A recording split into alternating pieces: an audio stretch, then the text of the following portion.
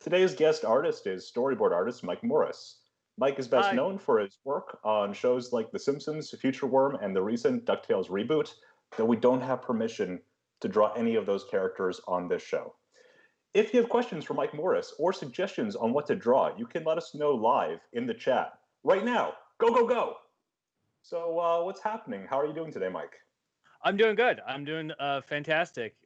We were actually, before the stream started, we started making a little story based on some suggestions that we'd had previous even to starting. And so, as we can see here, we have uh, the character Sneck. Is that what we decided? Is Sneck? Yeah, that was suggested by our friend and colleague, Mary-Eve Lassell, who is a tiny snake wearing a hat. So, Sneck the Hat Snake, and his antagonist was the color blue, if I'm Yeah, the not color mistaken. blue was proposed by a random hedgehog on the Toon Boom Discord server. Yeah, I didn't realize that hedgehogs were able to use Discord, so that's pretty exciting. So, in this little story that we came up with in the last 15 minutes, we Yeah, have yeah. Snuck the Hat Snake and encountering the color blue, and not exactly sure what to make of it. And then it reaches out, but it's only going to say hi. I like it already. Cool. So, chat, here's what we need from you for this little show here to work. We need characters, and then we need a setting, and also we need some sort of conflict. We need that character that you guys choose to have something that they want, and possibly something that's keeping them from getting what they want. Okay? So, what have we got? What have we got coming in from the chat? A plant in a pot playing a saxophone. Oh, isn't that like one of those little toys that like you put it in the sun? It's got the solar panels on it, and then it starts to play. Oh, the Okay, California raisins, right? yeah, something like that. So we got a plant in a pot. All right, here we go. Plant in a pot. So we need a pot first of all. All right, and then plant. It's got a classic terracotta pot. Classic terracotta pot, because we don't have the design budget to do anything else. And then we have flower. And so, what kind of flower do you think? We doing classic sunflower, classic I'm thinking daisy, maybe tulip. tulip? Oh, interesting. Yeah, That yeah. gives us a little bit more style to work with here. It could be a carnivorous tulip. You know, it could be eating people. Okay, well, carnivorous changes the whole thing. So carnivorous, we're looking at something that's a little bit more bent over like this with a wide Venus There we go. flytrap. Yeah, a wide Venus flytrap sort of thing. And of course, he needs, even though he doesn't have eyes, people who play saxophones generally wear cool sunglasses because they generally are just cool to begin with. Long eyelashes behind the sunglasses. All right. Long Oh, I eyelashes. like it. Here we go. Here we go. So big old saxophone. And then, of course, all the little bits and bobs. And then we have another vine coming up to hold it.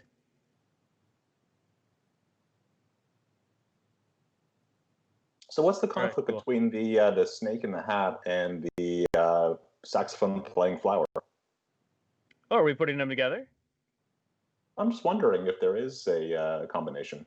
Oh, that's definitely an interesting point of view. Okay, so there's some depth. There's definitely conflict now because I mean the rules of time travel. Um, do you believe that if you go back in time, you're able to change the past, or is there like one static timeline, or are there several timelines? Or are we in wibbly wobbly territory? Okay, yeah. So we could go with the sort of hand wavy Doctor Who sort of situation where you can just sort of go with what's convenient. All right. So we have a fly who's the companion. Yes, the fly. Yeah, we have a fly. So I'd imagine for a fly, he would be something more of a cantankerous sort. Mm, That I like that. doesn't necessarily agree with many things. Looks good. All right. So, what's the setting? What setting are we talking about? Well, I'd imagine maybe some sort of windowsill in a strange place, but it could be a windowsill inside of a time travel machine. Downtown New York. All right. I've only been to downtown New York twice, so I'm not super familiar with it. But you know what? We'll make something up. It's going to be a city. It's going to be a city, definitely. Ooh. Right. Not only where are we, but when are we? But is it theoretical and they are time travelers? Because if they are time travelers, they probably wouldn't be arguing about how time travel works. Because then they had already experienced it and know how it works. Unless one is very well versed and one is not.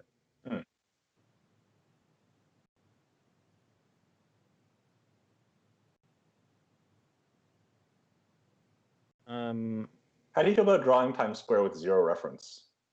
No, Mike, I don't feel good about that. Okay.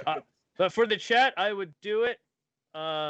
We'll just make this a window on the outside of Times Square. And I'll just note that the chat is trying to kill me. Yeah, I think so. I'm going to give the chat some time to work out some more characters and ideas, and ask you a few questions about storyboarding. Okay, well, here's a fire escape. So if you're wondering what that is, it's a fire escape. I like that. Because fire escapes are in big cities like that, except for Los Angeles. That's besides the point. Okay, so what's your question? Yeah. Do you have advice for building a portfolio specifically for storyboard work? For storyboard or storybook? Storyboard work. For storyboard work, I would say do something that is interesting to you, and something that you find to be very fun, because I feel like a lot of times people put samples in their portfolios that, I mean, it's one thing if it's professional work, because you should put your best of the professional work that you've done in your storyboard portfolio.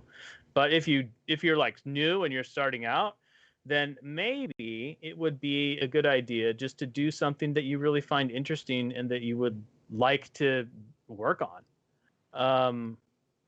Because it really shows through. I feel like when you get a portfolio in where the person like isn't necessarily very into what they've done, and so it kind of comes across as something that isn't necessarily that interesting to them. So Times Square has like a bunch of different signs, right? And it's like a weird sort of triangle building with a small square, and then there's like a bunch of other signs, and there's like those like weird wavy signs with stuff going on, and then big buildings over here. I feel like I'm there. Well, that's good. The first thing you should consider is where you are in space. Are you up high? Are you down low? Are you at like normal human eye level? Because that's going to drastically affect where your perspective points are going to go. Because if you, just to answer that quickly, if you are coming in from a lower point of view, then it's going to be, your eye line's going to be down here, and then everything is going to be up from where you are. It's going to always be relevant to your actual eye position, or the eye position of the camera. So if you are looking down, then your perspectives are all going to be going down this way. So say we're looking down on a bridge of some kind, your perspective point would probably be somewhere down here. So say this is the bridge, and then these are the cables that are connecting.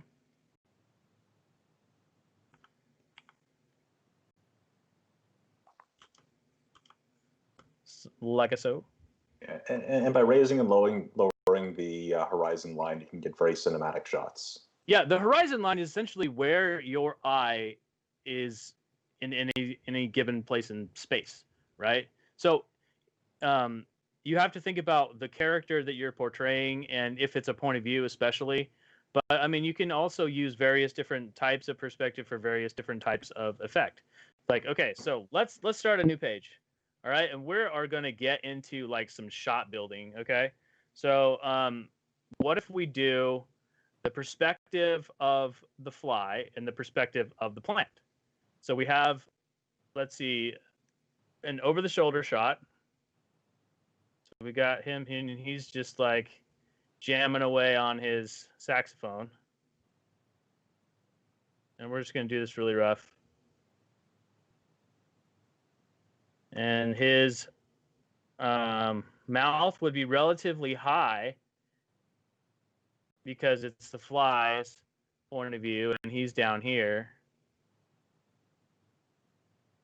There's this other.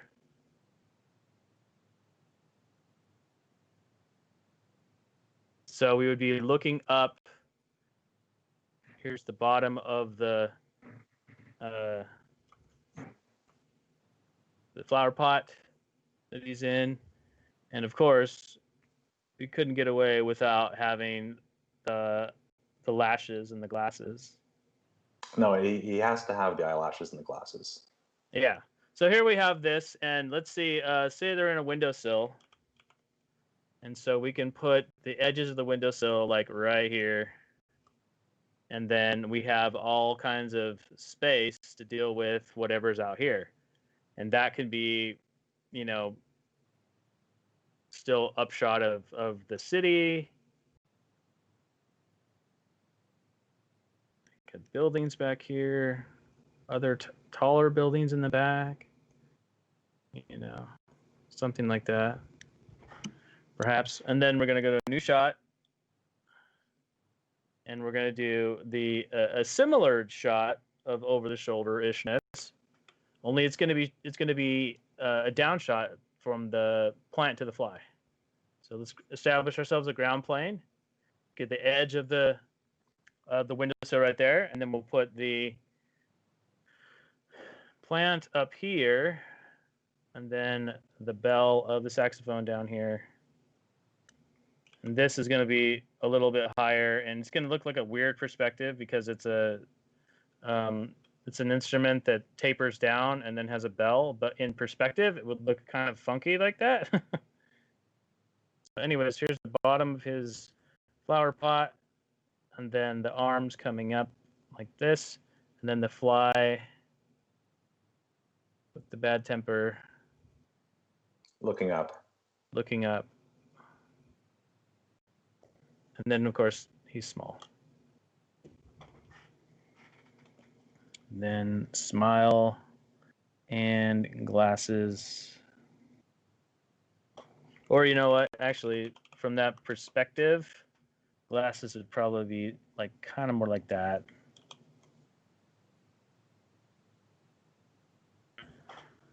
Yeah. What kinds of feedback do you often give when you're dealing with perspective? So when you have storyboard artists who are handing you panels that deal with upshots, downshots? I think you have to think about why you're using that perspective, and what story point is it accomplishing. In this case, we have two characters in this, major setting, main setting here. This would be like our master shot. And then this would be fly entertaining whatever the plant has to say. And then this would be the fly responding, right? So who's in the position of power here? Obviously, it's the fly eating plant, So his dominance over this frame is going to definitely make this fly look much more vulnerable and weak, despite the fact that he's still going to be like making an argument. Let's say for this instance that we have, that we're going to make him stand upright. So we're going to grab all these things, and man, I do love vector drawing. So much easier. So we're going to have him stand up, and he's going to be really like making a case like, you have no idea what you're talking about with time travel, dude. You've not been, you don't know. I've been, I know. Okay. Size is a good indicator of dominance and position on the stage. So imagine if the fly decided he wanted just to start flying, and he's got the buzzing wings, and he's looking down at the plant like this. So the fly is really close to the camera. So the fly is up here. He's very close to the camera. He looks a little chubby right there. I'm gonna get rid of that. I'm gonna get me a bigger brush too.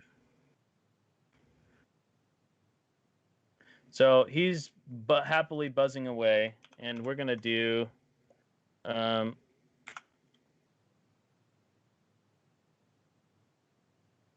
gonna do this like that, and then I'm gonna get a gray color, and let's get one of these more wispy looking brushes here.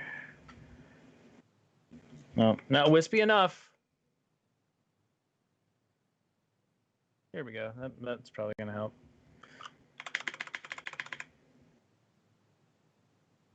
A little better. Not perfect, but a little better. And then go back to our main brush down here.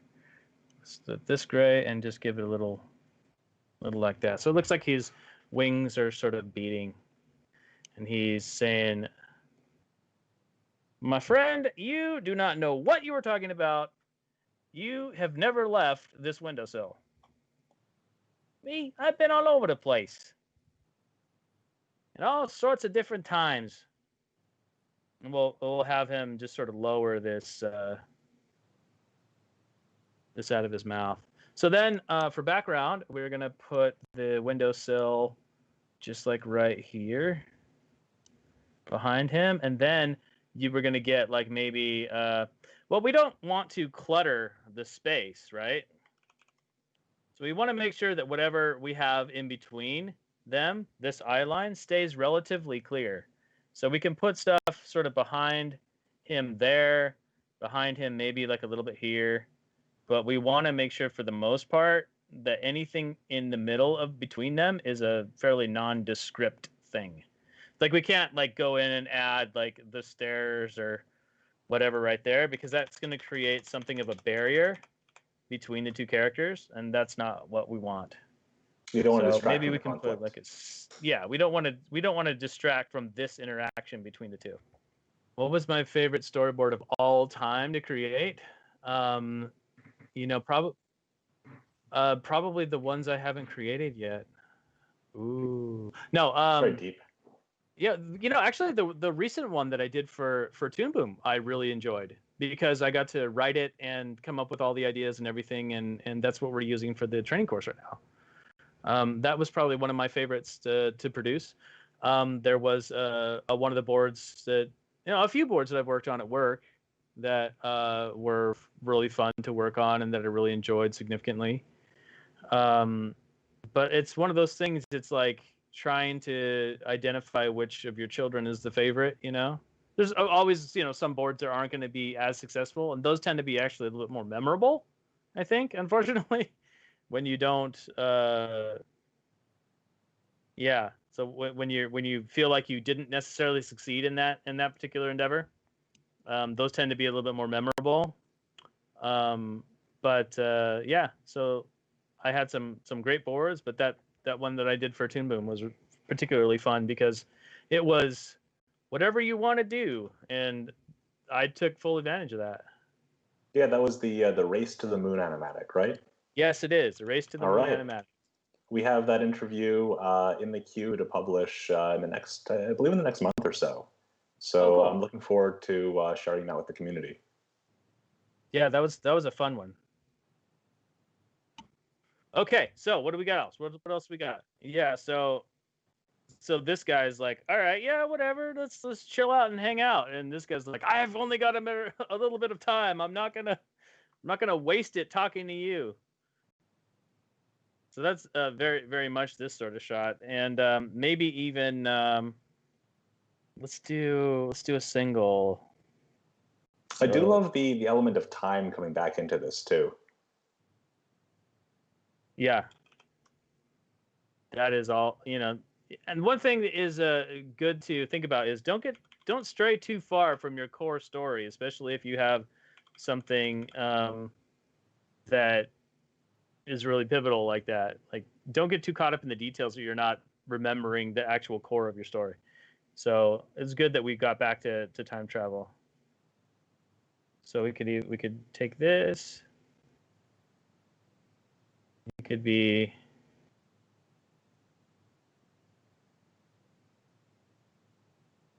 you know, forget it, dude. I'm out. Oh, that pose is great. And then you could put the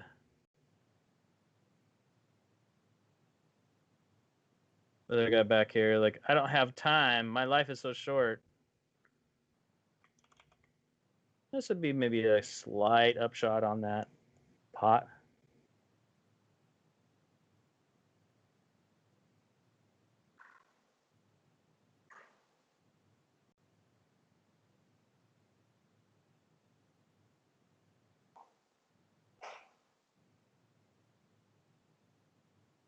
I do not have time to deal with you. I can't even make like a.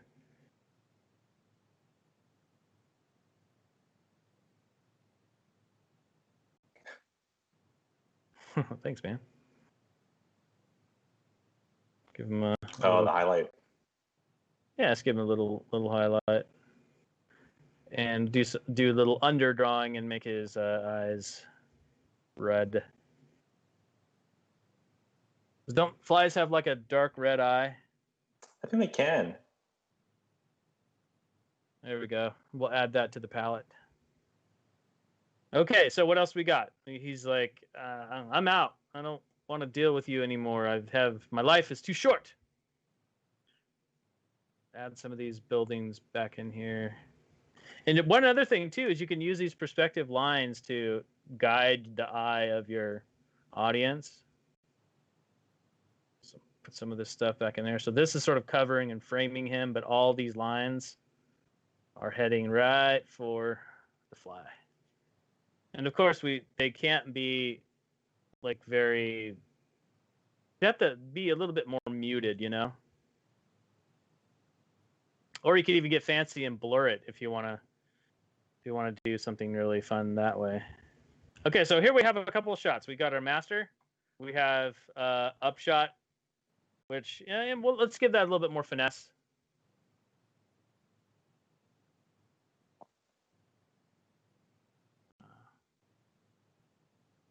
While you're doing that, how did you enjoy working at Panelapalooza with Wacom?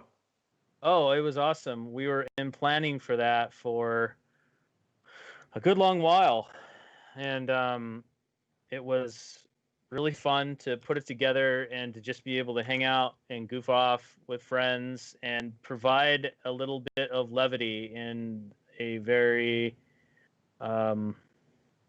turbulent time. Yeah. Hey, last time I spoke with you, you mentioned how important it was for artists to have a balance between their work and their life. What are some things that you do when you're not drawing right now? Well, you should know this, that I play some tabletop gaming. Oh, yeah. With some fine bits of Dungeons and Dragons, because I think it's a great storytelling tool, and I like to both be a player and on the Dungeon Master side, and for different reasons. On the Dungeon Master side, because I like to put things in my players' way that make them go, "Oh crap," you know, or make them like my party. Last time I ran for them, they actually lost their first fight, and they weren't wildly successful, and they were Oh, wait, you can do that. a little miffed about that. Now they have a grudge against a certain pirate captain.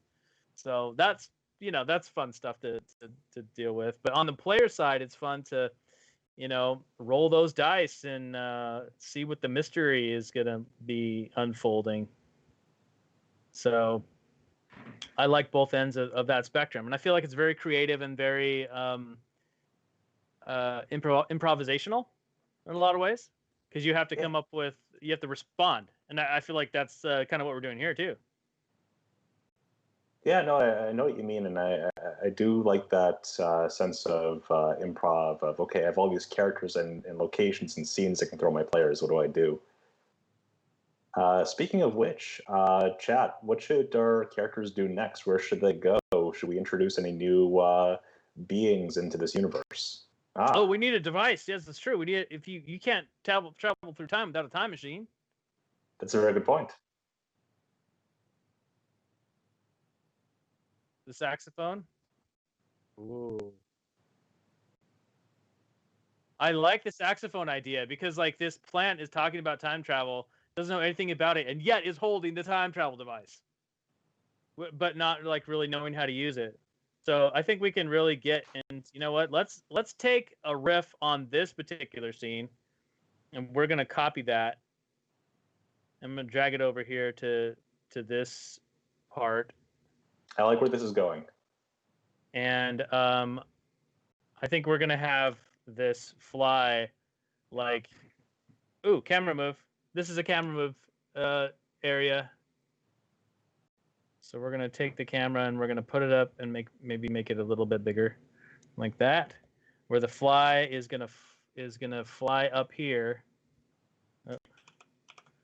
Change that back.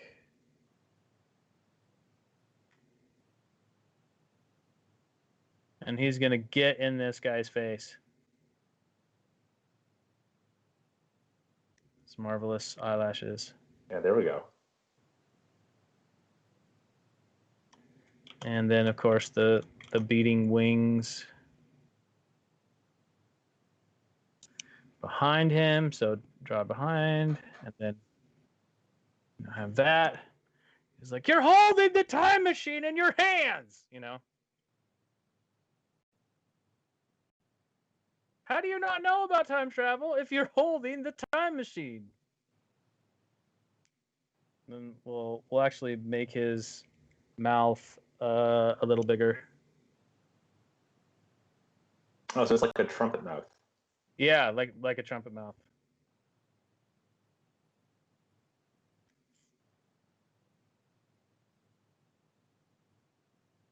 How do you not even know?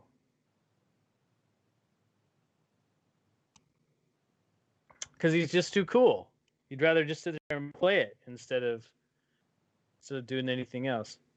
All right. So what else? Maybe. What about the idea that? Huh? Maybe how to activate the time machine at this point. Oh yeah. Hey Mike, what does an average day look like for a story artist working in TV animation? An average day. Yeah. You get to work and you work, and then you go home. It's a pretty good day. No, it just depends on what you have to do that day and what your deadlines are. Some days are really, really, really busy when you're just frantic to try and get everything you need to do done. And some days can be a little bit more relaxing. I know at a couple of different places that I've worked, they've had like special events on certain days. And so you have a little bit of time to, you know, shoot the breeze with your team or whatever. You know, birthday days are kind of fun sometimes. It all depends on what you have to do that day and whether or not you're in meetings and whether or not you have, you know, people asking you questions and how productive you can be that day. It's like any other sort of office job in a lot of ways. And I think part of the sorry, what part of the storyboarding process do you enjoy the most? Do you like it like early in the storyboarding process where you're sort of given the script and almost free reign of what to do, or later on when you're refining it? You know, different parts have different things that I like about them. The part like what you're talking about is like idea origination and shot choices. That's a really fun time because you get to be in your most creative modes.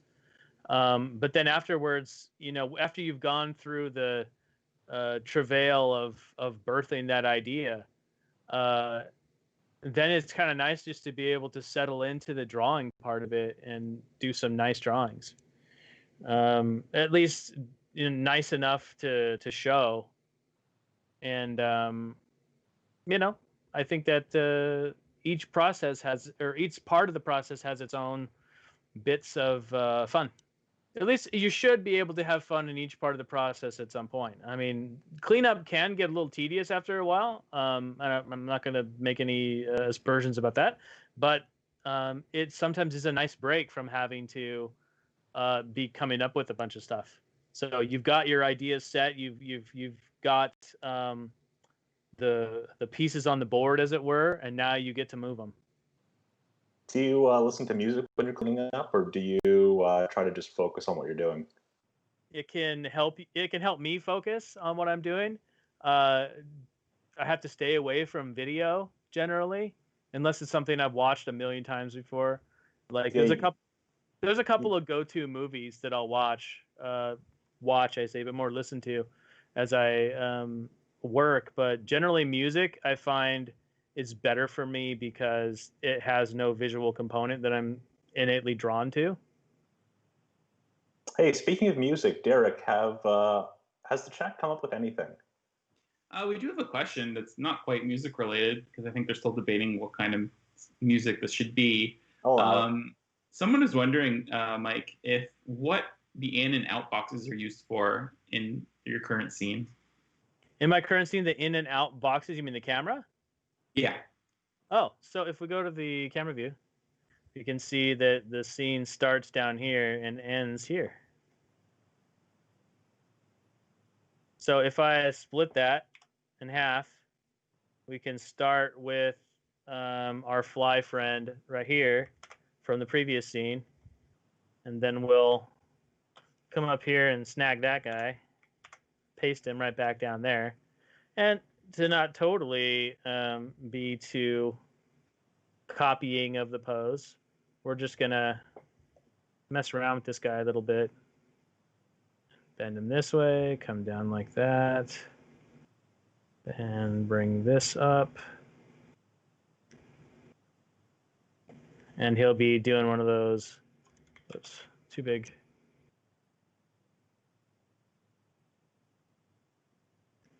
You telling me you have never even tried to play the song? Or you've never even tried to turn on the machine? It doesn't even have to necessarily be a song that activates the machine. It could like twist up like a Rubik's Cube or something cool. Oh, that'd be cool. So he just, all he sees is a saxophone. He does not see a time machine because he hasn't converted it. Maybe that's what's the secret of the time machine, is that it looks like a mundane object and acts like a mundane object until you know how to do it. We got one suggestion for pop music, and if we're going pop music, then he needs like a backup band or something, or dancers or something to trigger this time traveling, doesn't he? I don't know. I don't necessarily think some pop stars are solo acts. That's true.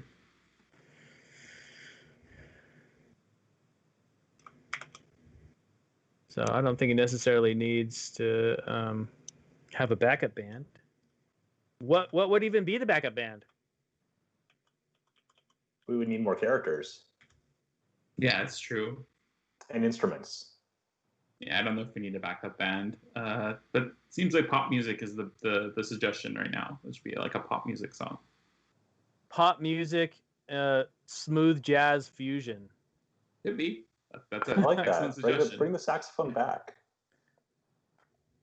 So then we can make something in a composition that where they're more equal. Or what if we do this where the we have a very like long perspective shot of the apparatus itself. I love this. And then he's just sort of looking down like, okay. And then, of course, the pot right here, and it's shadow. And he's going to get bigger as it goes down. And then the vines start bigger and wrap up like this.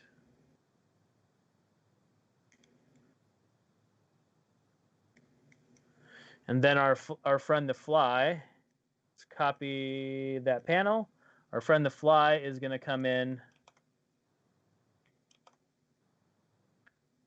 right here.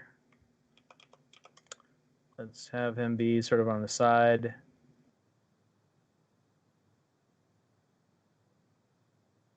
He's going to fly. He's going to fly. Oh, he's always angry. Always. He never stops being angry.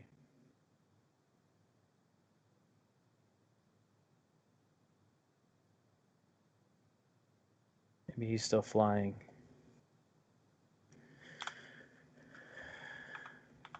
Ah, no, we don't want to delete that.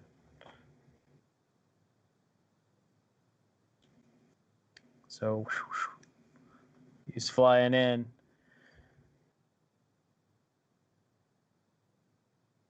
So then we can change this a little bit. So where the plant goes from, he goes back to playing.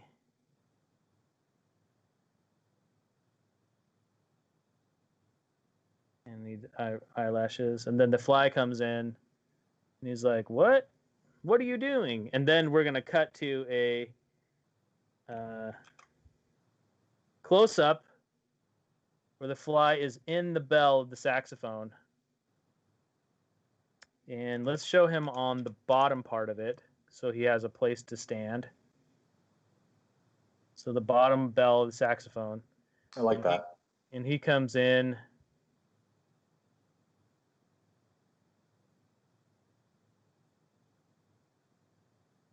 And marches over to this area.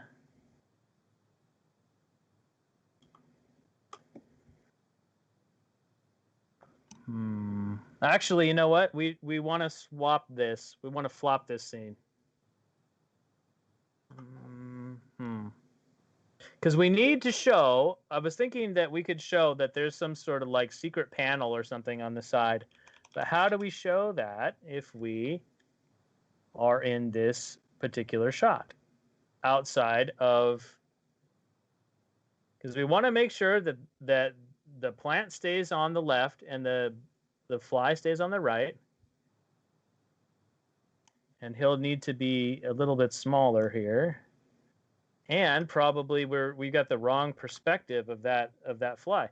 So what if we have him come in like this?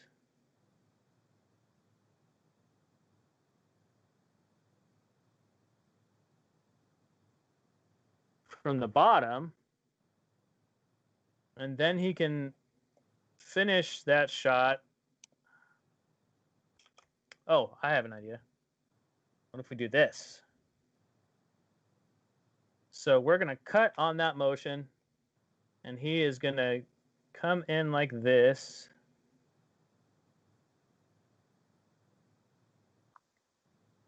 Is it more of a hookup? Yeah, it's a hookup shot.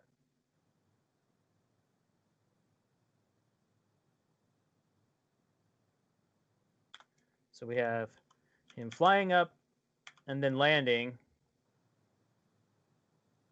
And then maybe he gets like, well, I know there's an activation switch around here somewhere. What are we going to do? You know, and he's grousing about that. So there's a lot of problem solving in this process. Yeah. So he's looking around. Now, if I was a betting man or betting fly, where would I put that stupid thing, you know?